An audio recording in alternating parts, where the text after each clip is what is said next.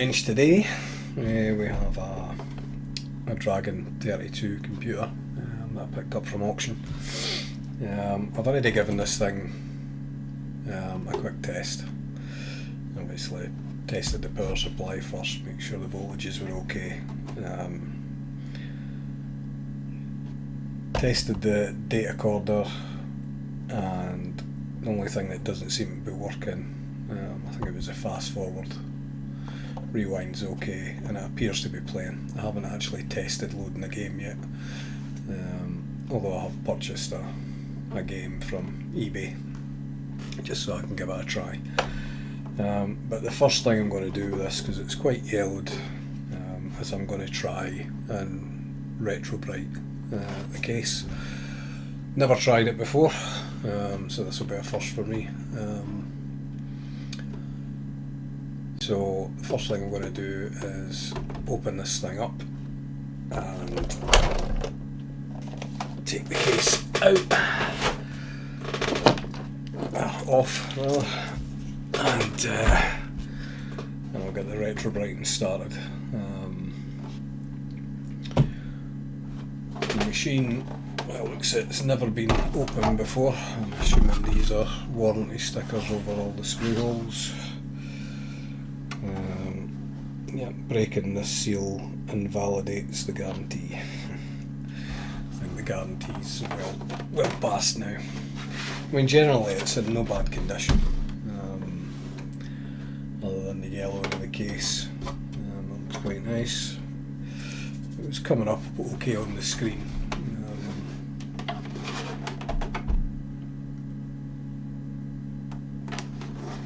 I certainly can't see any major damage to the case, so hopefully once the retrobrighting is done it's going to look more like its original colour. I've taken the sticker off. It was coming up slightly at one corner. Just got to find where I put it now. There we go. But yeah, the label's in no bad condition. So once I've done the case, I'll stick that back on. Right, but first things first. Let's get this thing open. I'm assuming it's those 4 screws. I'm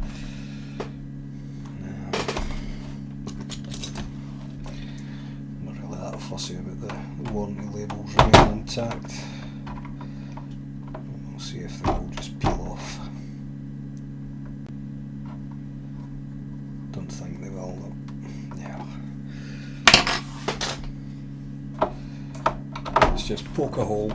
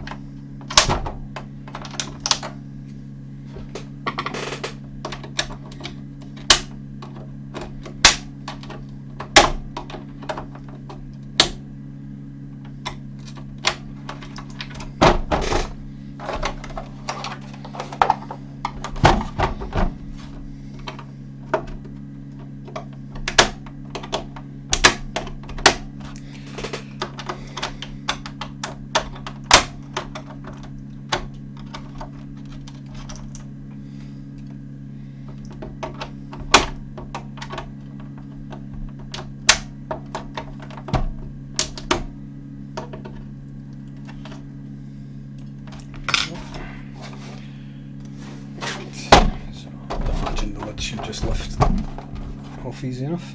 Oh. Yeah, I mean it is nice and clean. A little bit of dust, but it's certainly not marked up. So hopefully that shell will come up nice once it's done.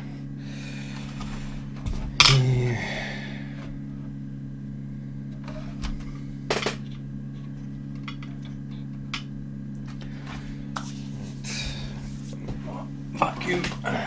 Just get rid of some of this loose dust.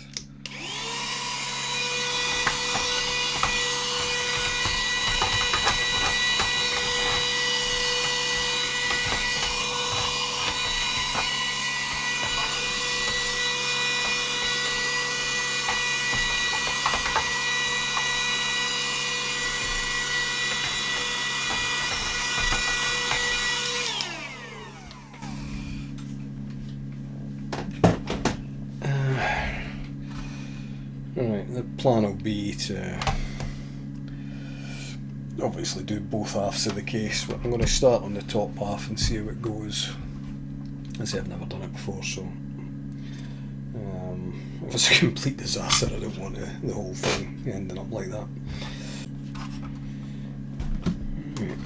So, a little look at the board.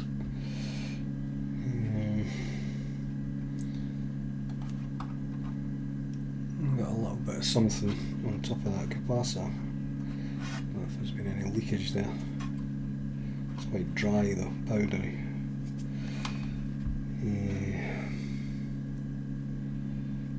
Chances are I'll just replace the capacitors on the board anyway, just purely based on the range. There's not that many of them, so it's not a great hassle to do it.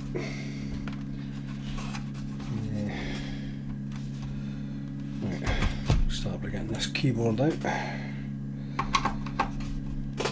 Big screw either side.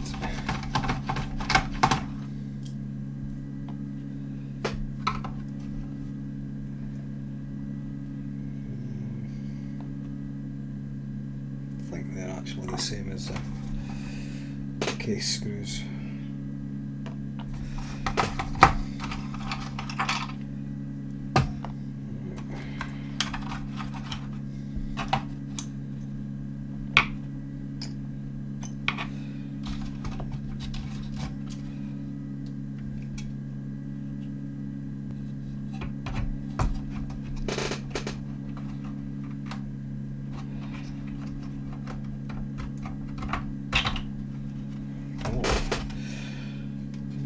The keyboard's actually relatively clean. I will give that a bit of a clean up. I'll pop off all the keycaps, but I think they're just going to need a bit of wash and soapy water and they'll be fine.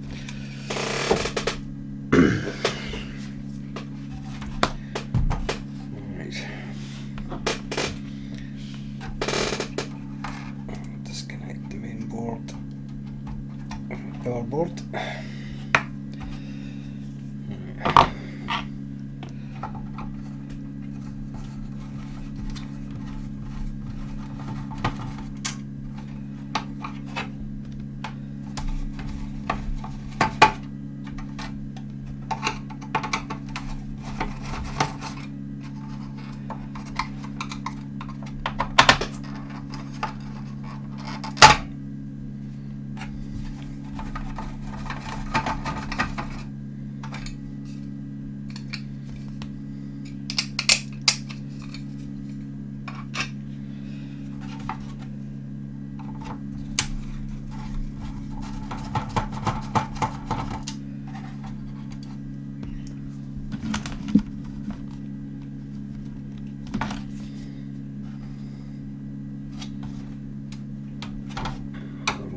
Back here.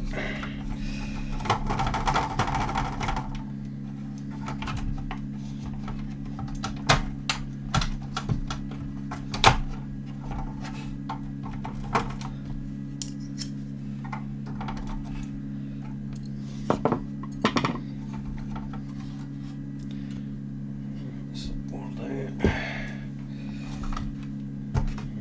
Take this out as well.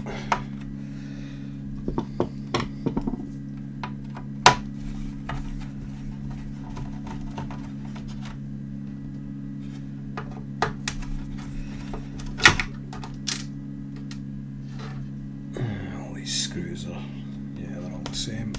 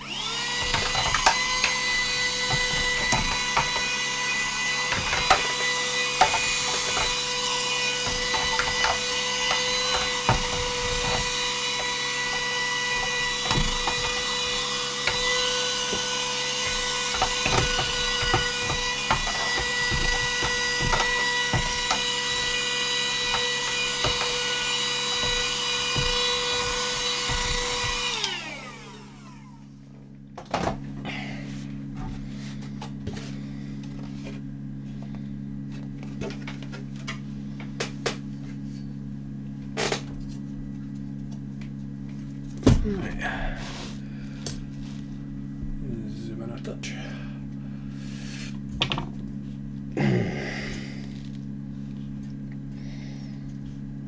Let's just give it a quick once over. I have to say it's looking very clean board.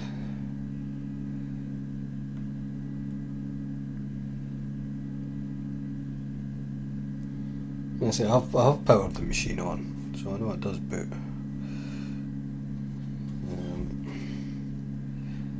The only thing I haven't really tried is loading in software with the cassette. I definitely think I'll replace these electrolytics. Don't know how well you'll see it. Just on the top of that cap. Sort of rusty, powdery deposit on the top of there.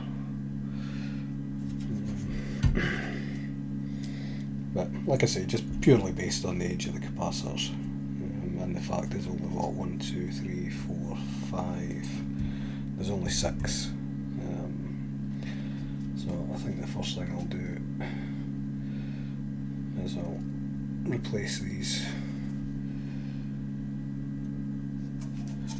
Right, okay.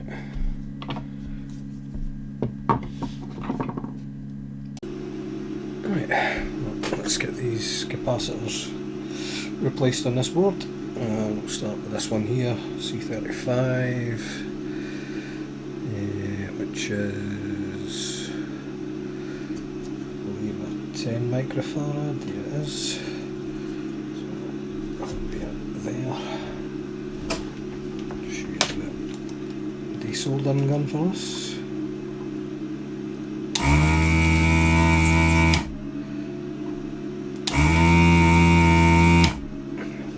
It should come out nice and clean using that.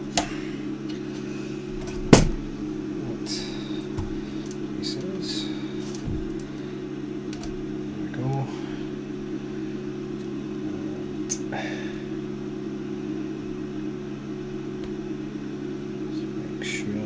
Right one here. That's a 10. And positive lead at this side.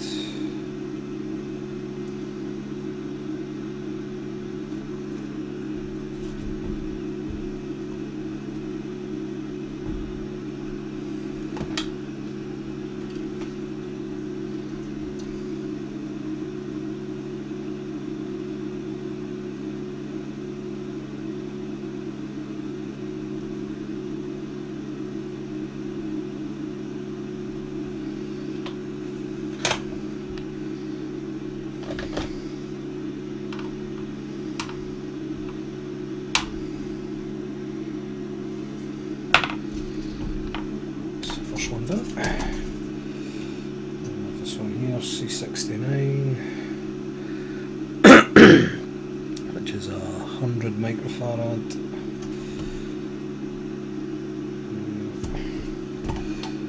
Just locate it on the side.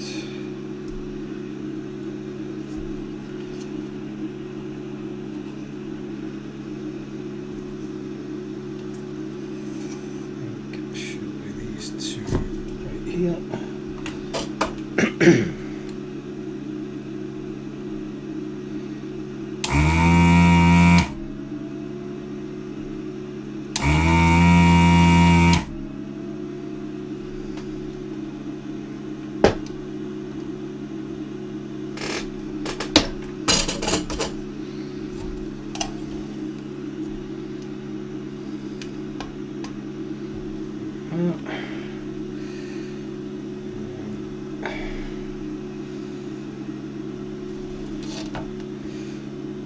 Positive lead up here.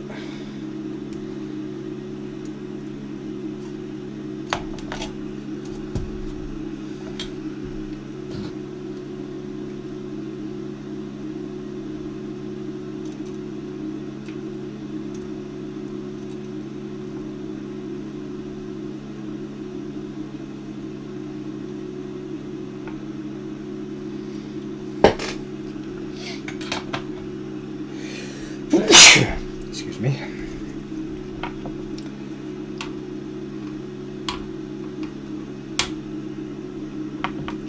Right, that's that one. Next one. Top here is 10 microfarad.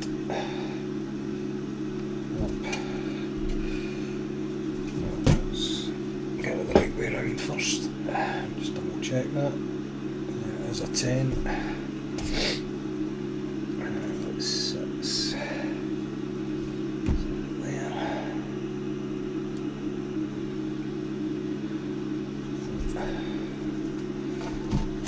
Should I get this right? 2, 2, 2. So these two here.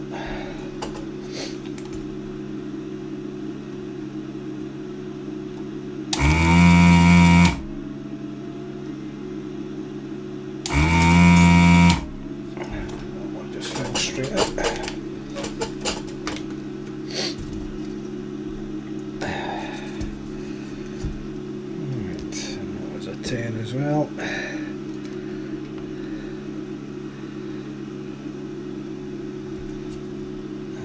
the positive leg aside.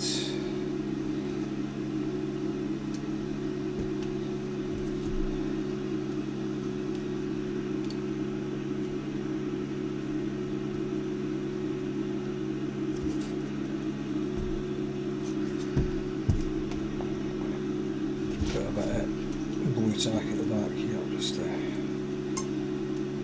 hold that in while I solder it.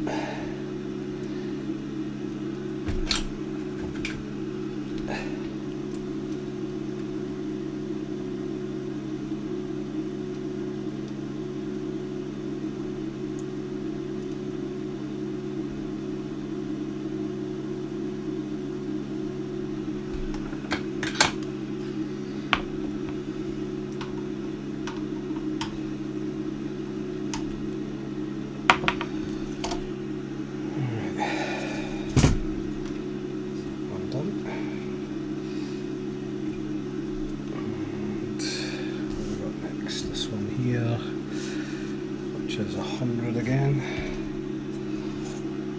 Double check.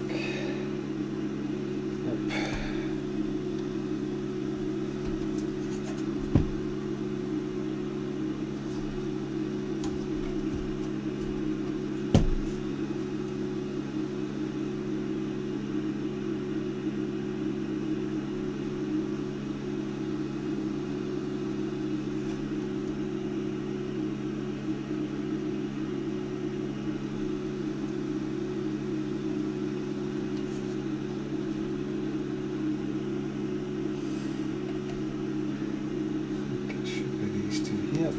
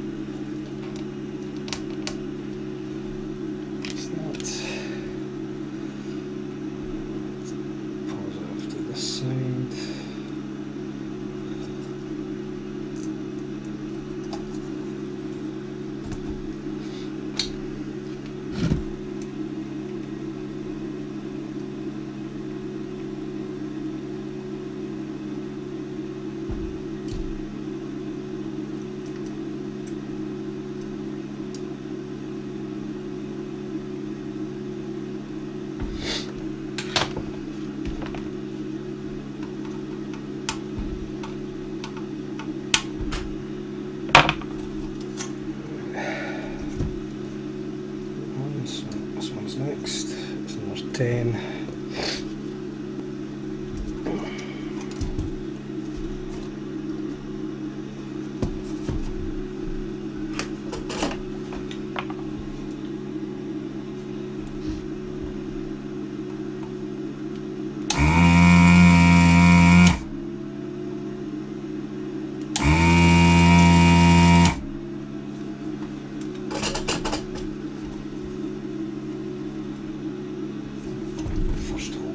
clear very well, so I'm just going to add a bit of solder to it and do it again.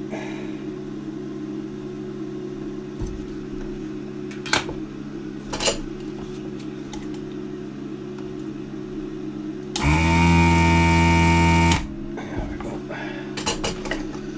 It's all better.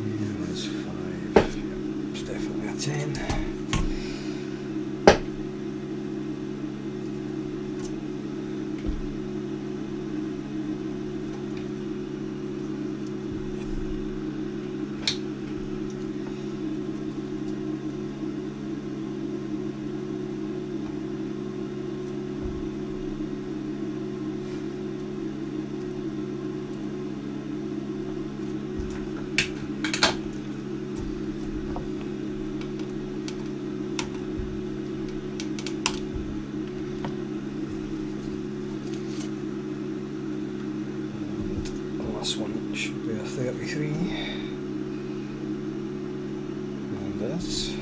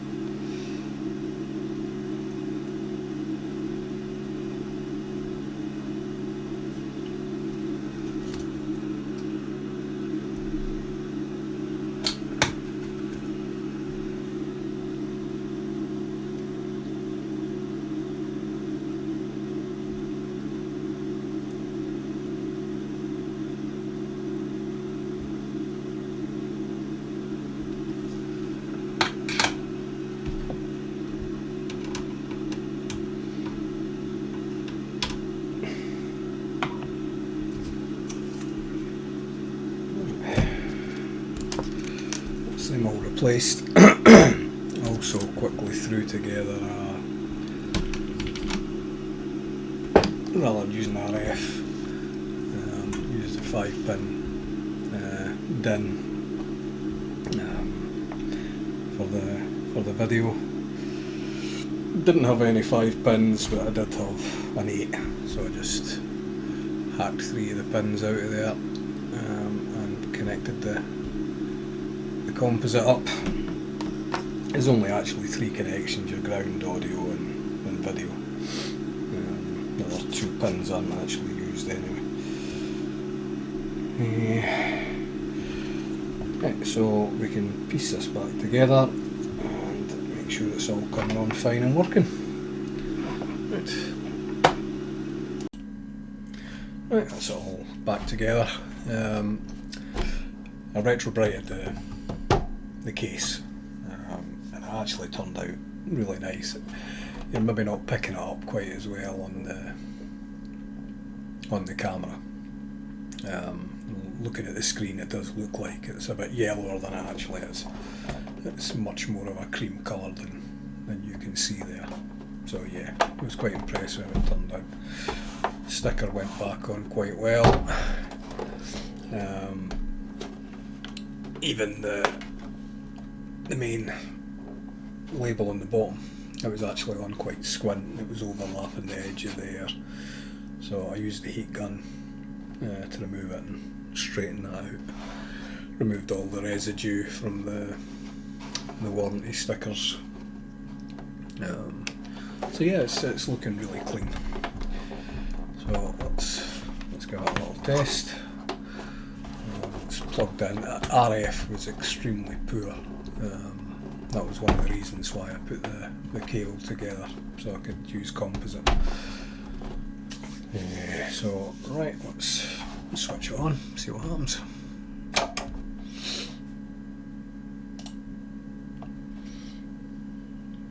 There we go. I think that's quite crisp looking. and we'll do the usual.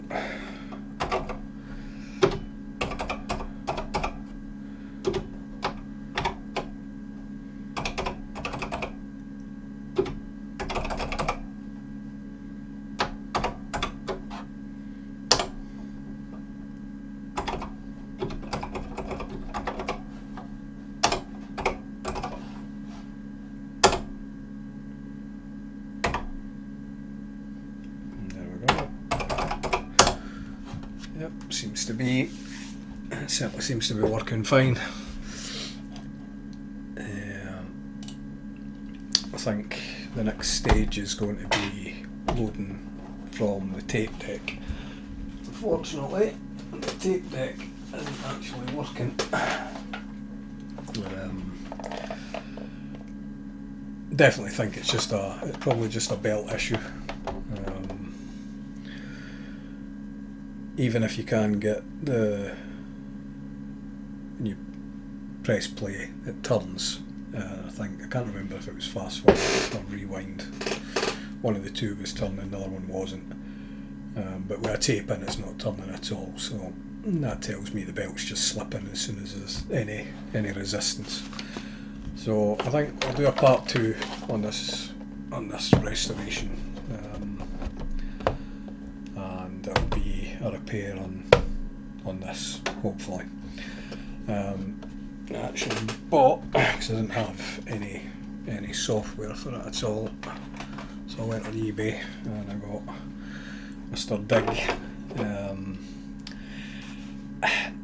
It's basically Mr. Do. They've called it Mr. Dig on this. So looking forward to seeing that up and running. So if it comes to it and I can't get this working, I do have my tape recorder from my Spectrum. I could hook that up just to make sure that this is loading games in fine, which I'm sure it will be. So yeah, part 2 will be the data recorder. Right, if you liked this video, then please click the like button. If you want to see more like it, then subscribe, it's much appreciated. And I'll see you on the next one. Cheers.